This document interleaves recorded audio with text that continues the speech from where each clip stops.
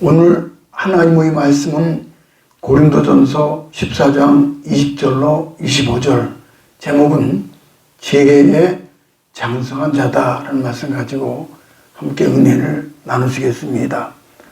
독일 베를린의 막스 플랑크 교육연구소가 15년 동안 수천 명의 사람을 대상으로 지혜와 나이의 상관성에 대해서 조사를 했습니다. 그리고 그 결과 5가지의 공통점이 모든 연령대에 지혜로운 사람이 있다는 것을 알게 되었습니다. 역경과 고난을 체험하고 극복한 적이 있다. 어려서 고생을 경험한 사람이다. 생각이 개방적인 사람이다. 창조적인 일을 즐기는 사람이다. 그 다음에는 인생의 모든 어두운 면을 어떤 식으로도 경험한 사람이다 라는 거예요. 결론은 인생의 고난과 역경을 거친 사람이 지혜로운 사람이 되더라, 그런 말씀입니다. 즉 어려운 역경을 헤쳐가면서 지혜를 터득하게 되었다는 겁니다. 지금의 내 삶이 역경 가운데 있다면 인생의 지혜를 터득하는 좋은 기회가 되는 줄로 믿습니다. 제가 어렸을 때 우물물을 퍼올릴 때 두레박을 사용하는데 도르래 양편에 드래박을 달아서 사용을 했습니다.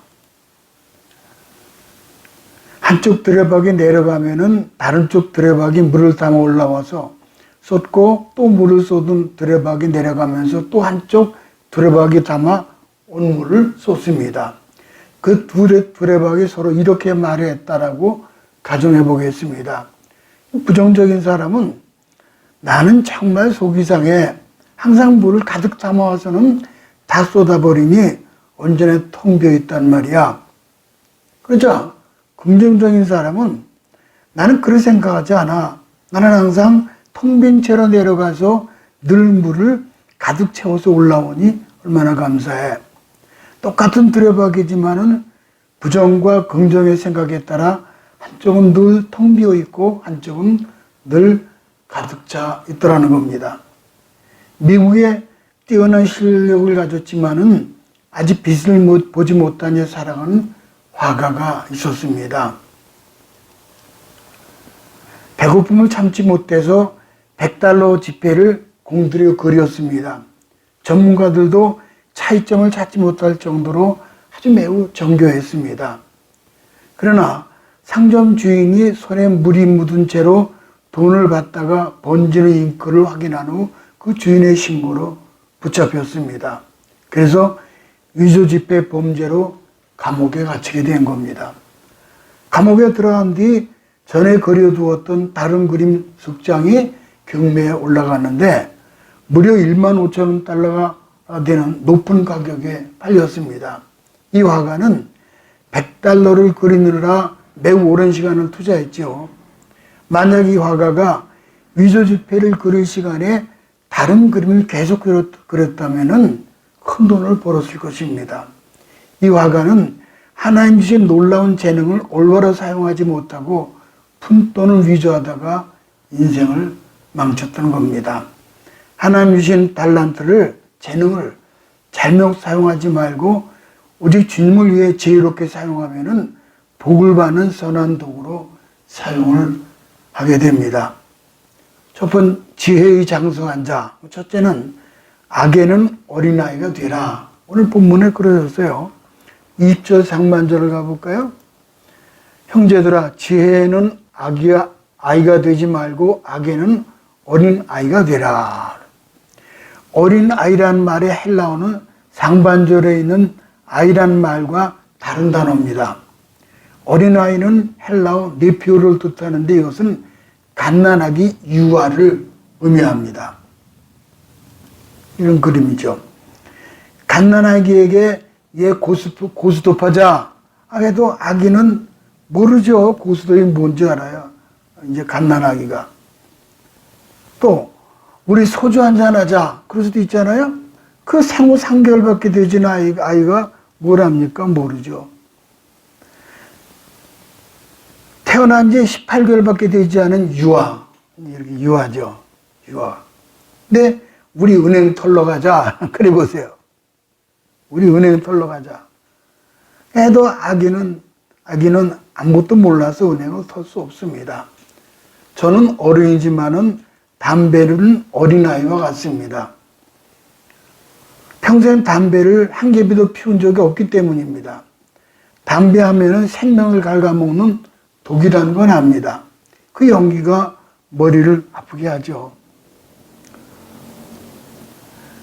그것을 피우면은 폐가 망가진다는 정도는만 알지 담배 맛에 대해서는 어린아이처럼 아무것도 모릅니다. 그러나 담배의 어른이 있습니다. 담배 어른. 20년, 30년, 40년 피운 사람들은 담배의 맛을 알아서 아주 어른스럽게 담배를 즐깁니다. 담배를 빨아들여서 입으로 도넛을 만들고 코로 씩 하고 내뿜죠. 심지어 여자들도 담배를 아주 맛있게 피우는 것을 봤습니다. 보세요. 공장 굴뚝에서 연기 나오는 것 같아요. 여자. 근데 담배의 맛을 아는 어른이 되었기 때문에 나쁜 줄 알면서도 끊지 못하는 사람이 얼마나 많은지 몰라요. 어떤 사람이 얼굴이 새카맣게 물어보니 폐암이라는 거예요. 요즘은 이렇게 담배곽에다 이렇게 써놨대요. 그림을 그려놨어요. 담배 어른이 되면은 담배를 끊을 수 없어요. 인생 살다가 어떤 유혹을 만나거든 나는 갓난아기다, 나는 어린아이다 라고 그 유혹을 이기시기 바랍니다. 그래야 우리가 짐승처럼 되지 않고 사람이 되고 심판을 받지 않고 복을 받게 되는 것입니다. 하나님께서 의인은 시냇가에 심겨진 나무처럼 추나 추동 봄 여름 가을 겨울 시절을 쫓아 은혜의 열매를 맺게 하십니다. 시편 84편 11절 가볼까요? 여호와 하나님은 해오 방패시라. 여호와께서 은혜와 영화를 주시며 정직히 행하는 자에게 좋은 것을 아끼지 아니하실 것입니다. 하나님께서는 의인에게 해가 되셔서 빛을 비춰주시고 그저 은혜를 주십니다. 또 하나님께서 의인의 방패가 되셔서 재앙을 막아주십니다. 그리고 그 집을 해처럼 빛나게 해주시는 거예요. 의인에게는 하나님 온갖 좋은 것으로 아끼지 않으십니다. 시편 92편 가볼까요? 의인은 종려나무같이 번성하며 레바논의 백향목같이 발육하리로다. 여호와의 집에 심겼으며 우리 하나님의 공정에서 흥왕하리로다. 하나는 이제 종려나무, 또 하나는 백향목이지요. 경제가 아무리 어려워도 하나님 앞에 선하게 의롭게 사는 자는 종려나무 백향목처럼 번성합니다. 창대하게 하십니다. 자자손손 이렇게 해주신다는 거예요. 의로운 집에는 반드시 하나님께서 복의 복을 더해 주시는 것입니다. 김효석 중국 선교사님의 간증입니다. 불교인들이 가득한 마을에 몇 가정이 예수를 믿었습니다. 어느 날 그 마을에 사는 한 집사님이 어두운 얼굴로 목사님 찾아왔습니다. 목사님, 저희 집 돼지 5마리가 이웃집 채소밭에 가서 채소를 다 뜯어먹었습니다. 그 집에서 변상하랍니다. 해야죠. 세상에 돼지 5마리를 다 달라는 거예요. 심한 요구지만 그렇게 해주세요. 예? 채소를 좀 뜯어먹은 것뿐인데 돼지 5마리를 다 주라고요? 우리는 예수 믿는 사람이니 선한 마음으로 줍시다. 우리는 다른 사람이라는 것을 보여줘야 합니다. 집사님이 목사님 말씀에 순종하여 두말하지 않고 돼지 5마리를 다 주었답니다. 마을 사람들이 저 사람 참 바보네, 미쳤구먼. 어떤 사람은 예수 믿는 사람은 다르네 그러더랍니다. 얼마의 세월이 흘렀습니다. 하루는 그 집사님 채소밭에 그 집에 황소 7마리가 와서 채소를 뜯어 먹었습니다. 집사님이 너무 좋아서 목사님께 달려왔습니다. 목사님, 그 집 황소 7마리가 우리 채소를 뜯어 먹었어요. 집사님 그 황소를 돌려주세요. 다. 아니 그 집에서 우리 돼지 5마리 다 갖고 왔는데요. 우리는 예수 믿는 사람입니다. 다 돌려보내세요. 그 집사님이 좋다가 말았답니다. 근데 그 이튿날 아침에 그 부잣집 영감이 그 집사님에게 이 사람아 어젯밤에는 자네 때문에 한숨도 못 잤네. 나는 황소 7마리 다 잃어버린 줄 알았네. 근데 황소 7마리를 다 돌려주다니 자네의 선함 때문에 잠을 잘 수 없었네. 자네 돼지 갖고 가게 하면서 돼지 90마리를 주더라는 거예요. 그동안에 낳은 새끼가 길렀더니 모두 90마리가 되었다는 거예요.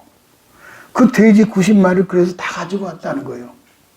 갈라디아서 6장 9절에 보니까 우리가 선을 행하되 낙심하지 말지 피곤하지 아니하면 때가 이름에 거두리라. 아멘. 이 성경 말씀이 그대로 이루어진 겁니다. 두 번째는요. 지혜에는 장성한 사람이 되라. 20절 하반절을 가볼까요? 지혜에는 장성한 사람이 되라.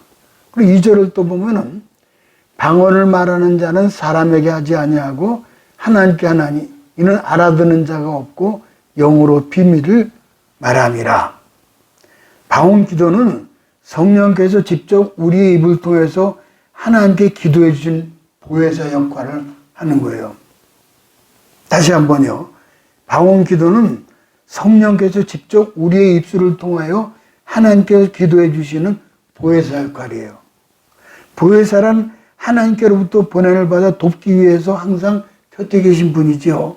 그러므로 성령님은 눈에 안 보이지만은 바람같이 항상 우리 곁에 있어서 우리를 도우려고 애를 쓰시는 거예요.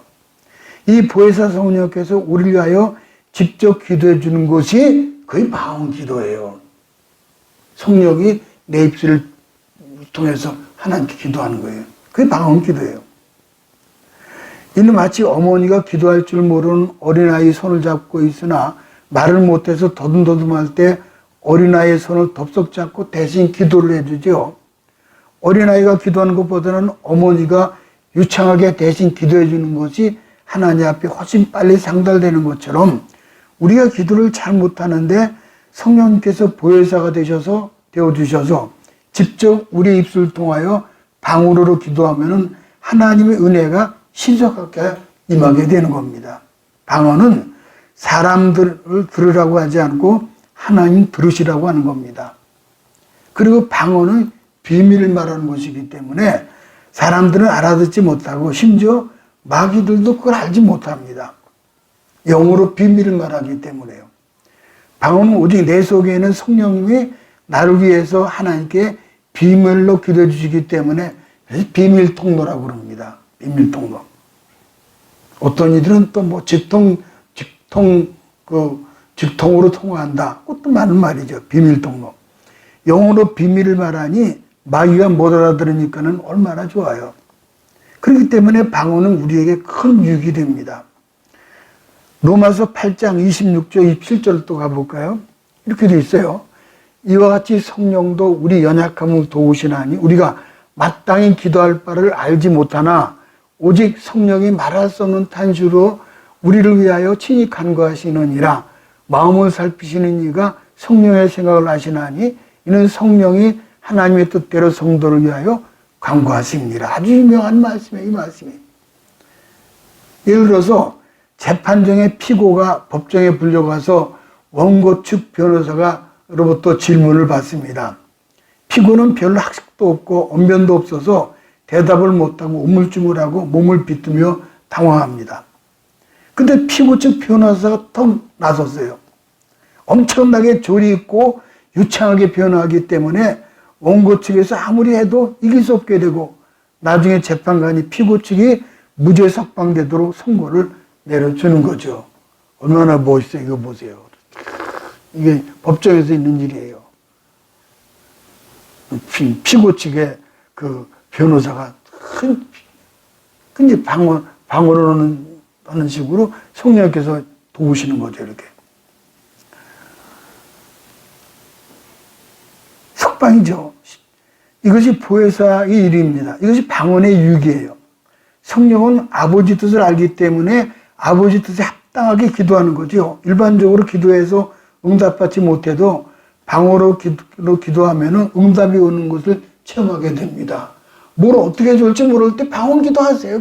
그러면 되는 거예요. 방언 기도하면.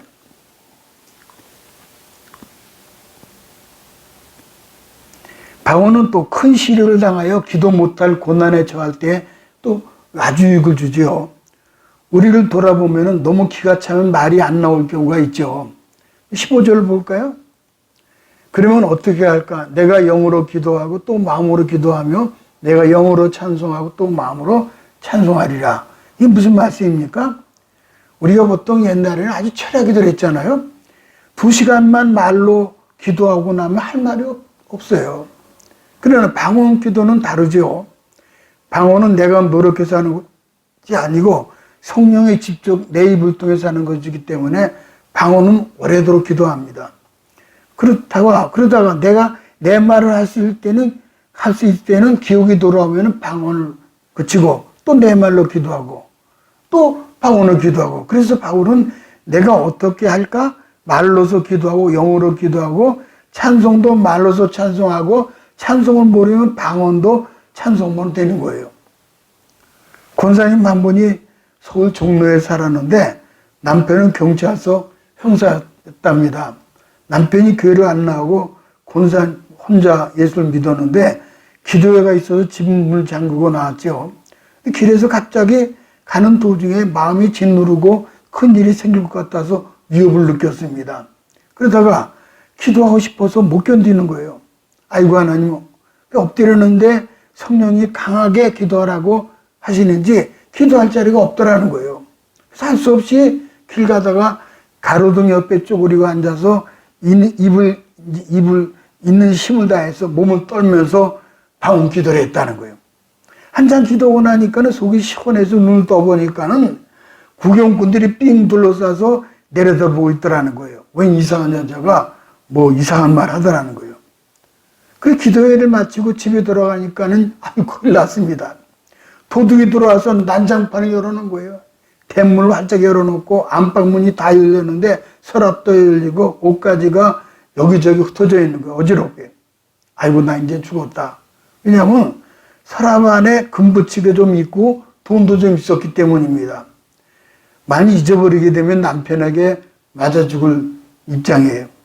그러지 않아도 교회 나간다고 호통치고 하는 사나운 경찰관 남편인데, 근데 들춰보니까는 오직 금붙이와 돈은 손도 안 대고 싸구려만 다 싸가지고 갔다는 거예요. 이 방언 기도라니까 하나님께서 도둑의 눈을 막아버리신 거예요. 도둑의 눈을. 저도 이거 경험을 이제 했지만은요, 이런 경험 똑같이 했습니다. 예언은 믿는 자들 위해서 주신 말씀인 동시에 믿지 않은 자들 위한 것이죠. 지금까지는 방언 기도였었는데 이제 예언을 볼까요?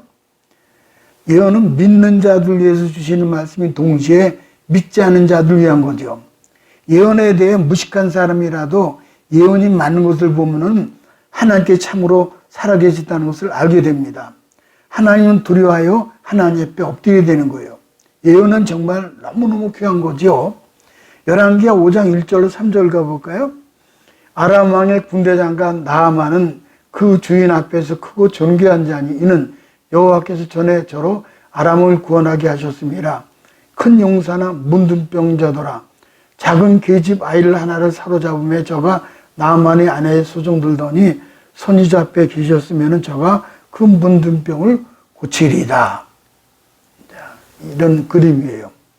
그러니까 이스라엘 하녀 여종은 그 나아만 장군이 엘리사 선지자에게 가게 되면은 깨끗이 고침받을 것이다. 그렇게 예언한 거예요. 나아만 장군은 왕으로부터 허락을 받고 이스라엘로 한 걸음에 달려갑니다. 엘리사 선지자 집에 왔을 때 선지자는 밖을 내다보지도 않고 사람을 시켜서 이렇게 예언을 합니다. 열왕기하 5장 10절 가볼까요? 너는 가서 요단강에 물을 몸을 7번 씻으라. 내 살이 여전하여 깨끗하리라. 근데 나만 장군은 참 기분이 나빴습니다. 한 나라의 국방장관이 이국 만리에서 왔는데 시골 사람이 얼굴도 내밀지 않고 이래라 저래라 하니 나만 장군은 엘리사에게 예의도 없는 형편없는 사람이라고 화를 냅니다. 그러나 엘리사의 말대로 순종해서 요단강에서 7번을 씻었습니다. 그랬더니 정말 나병이 깨끗하게 나왔습니다. 그때 그 아이와 선지자의 예언이 많은 것을 보고 하나님 앞에 납작 엎드려요. 과연 하나님께서 살아계시구나. 그리고 하나님의 사람이 엘리사에게 나와서 엎드렸습니다. 이렇게 예언이 맞으니 이렇게 하나님 종 앞에 엎드리더라 라는 말이에요. 마지막 세 번째 장성한 지혜는 덕을 세우죠. 26절 가볼까요? 그런즉 형제들아 어찌할까? 너희가 모일 때 각각 찬송시도 있으며 가르치는 말씀도 있으며 계시도 있고 방언도 있으며 통역함도 있나니 모든 것을 덕을 세우기 위하여 하라. 교회 생활은 내가 할 수 있다라고 내 마음대로 하면 안 됩니다. 또 내가 하기 싫다고 해서도 하지 않는 것도 안 되죠. 내가 무엇을 할 수 있더라도 다른 사람에게 덕이 되지 않으면 하지 말아야 합니다. 고린도전서 12장에 보면은 몸과 지체의 비유를 들어서 말씀하셨어요. 이런 그림이죠. 우리 몸에 많은 지체들을 하는 일이 각각 다르죠. 근데 신비한 것은 몸이라는 기관들은 다른 지체들을 위해서 일하는 것이 결국 자기에게 이익이 돌아온다는 점입니다.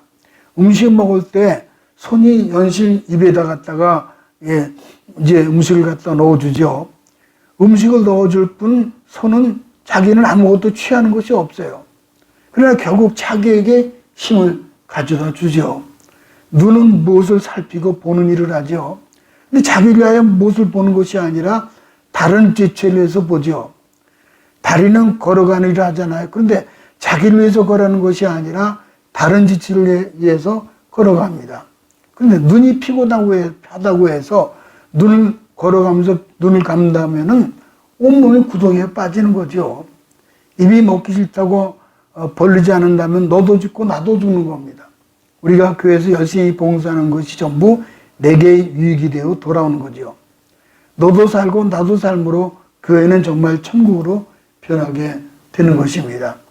이번 코로나19 때문에 라고 생각하지 말고 코로나 때문에 그러지 말고 코로나 덕분에 그러라는 거예요. 그림 보세요. 덕분에 우리가 얻는 유익을 한번 찾아봐서는 합니다. 덕분에 코로나 덕분에 얻는 수확이 뭐예요? 가장 큰 얻은 수확이 신천지 2단 집단 2만이 이거 다 드러났잖아요. 코로나 덕분에 인간의 무력감이 실감나잖아요. 첨단 과학도 치료약을 아직 만들지 못했고 많은 재산을 가지고 있어도 코로나 문제를 해결하지 못합니다. 코로나 덕분에 진짜 기도하는 신자인지 또 알곡과 축종인지 분별할 수 있게 됐잖아요. 다유당의 이 범죄로 7만 명의 사람이 전염병으로 죽어갑니다. 하나님은 그들을 죽였던 천사에게 사무엘하 24장 16절을 보니까 그러셨어요. 여호와께서 백성을 멸하는 천사에게 이르시되 족하다 이제는 네 손을 거두라 그랬어요. 이 그림이에요. 오늘 하나님 위와 같은 은혜의 말씀을 우리에게 주시기를 우리가 기도를 드려야 합니다. 조선시대에 윤회라는 사람의 일화입니다. 윤회라는 사람이 있는데 젊은 시절 여관을 찾아 들어가 뜰에서 주인을 기다리고 있었습니다. 주인장 계십니까? 여간지 주인 아이가 큰 진주를 가지고 놀고 있었는데 아이가 놀다가 그만 진주를 떨어뜨렸습니다. 마침 곁을 지나가던 거위가 진주를 삼켜버렸습니다. 당연히 뜰에 혼자 기다리고 있던 윤회가 의심을 받게 되었습니다. 주인은 윤회를 관가에 고발하기로 하고 밧줄로 묶어두었습니다. 그러나 윤회는 아무런 변명도 하지 않았습니다. 다만 나를 묶어두려거든 저 거위를 내 곁에 메어두시오. 아침이 되자 거위는 진주를 배설했습니다. 거위가. 자초지종을 알게 된 주인은 부끄러웠습니다. 그래서 도대체 왜 그렇다고 말하지 않았냐 그래 물었습니다. 그때 윤회가 하는 말이 만일 어제 내가 말했다면 당신이 반드시 거위의 배를 째어서 구슬을 찾을 것이므로 참으면서 기다렸어 그러더라는 거예요. 윤회는 자기가 궁전에 몰려 있으면서도 거기까지 생각을 했던 것입니다. 이것이 장성한 분량의 지혜입니다. 미국의 레이건은 영화배우 출신이지만은 주위에 좋은 크리스찬이 많았습니다. 좋은 크리스찬 중 한 사람이 그 친구가 우리 함께 기도합시다. 모두 손을 잡고 기도하는데 기도하다가 그 친구가 레이건 자네 지금처럼만 경건하게 살면은 하나님께서 그 아메리칸 미국을 다는 자네에게 맡기실 것이다. 이렇게 예언한 거예요. 하나님께서 예언하게 하신 거죠. 레이건이 아멘으로 화답했고 더 경건하게 살았습니다. 말씀을 의지하는 덕스러운 예언은 반드시 이렇게 성취가 됩니다. 마침 레이건은 정말로 미국의 대통령이 되었습니다. 그는 하나님의 영광을 위한 아주 독실한 기독교인이었죠. 모쪼록 고린도 교회에 주셨던 각종 은사를 우리 교회도 주심으로 모두 축복의 통로가 다 되시기를 주님의 이름으로